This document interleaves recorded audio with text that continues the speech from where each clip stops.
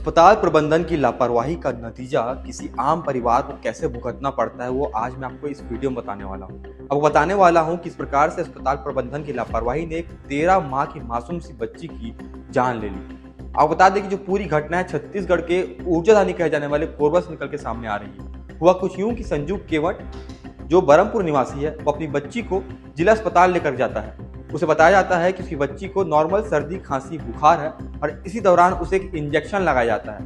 आपको बता दें कि इंजेक्शन लगाने के बाद जो बच्ची होती है वो कोमा में चली जाती है और इसके बाद 4 दिन बाद बच्ची की मृत्यु हो जाती है। इस सभी घटनाओं के बाद जो परिजन होते हैं वो अस्पताल के सामने ही धरना देने के लिए बैठ जाते हैं। तहसीलदार के आने के बाद उन्हें समझाइश दी जाती है, उसके बाद वहां से हटते हैं। आप बता दें कि जो बच्ची का नाम है वो है वानिया। इस पूरे मामले में एक बात और निकल के सामने आ रही है कि बच्ची की नानी का कहना है कि उसे जो इंजेक्शन है वो किसी डॉक्टर ने नहीं लगाया, उसे इंजेक्शन मेडिकल की छात्र ने लगाया। और वो कब कर रही थी सब चीजें, वो कॉल पे बात करते हुए, डॉक्टर से कंसल्ट करते हुए उसे इंजेक्शन लगा रही थी और इसके बाद से ही वानिया की तबीयत बिगड़ी और उसकी मृत्यु हो गई।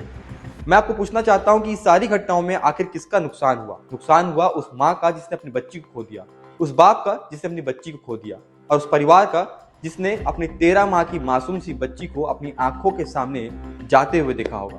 आप और हम देख सकते हैं किस प्रकार छत्तीसगढ़ में इस प्रकार के अस्पताल है, शासकीय अस्पताल है, जहां ऐसी खबरें आम बात हो गई हैं। इस सभी अस्पतालों पे सरकार को कड़े से कड़े नियम उठाने चाहिए ताकि ऐसा दोबारा किसी और के साथ ना हो।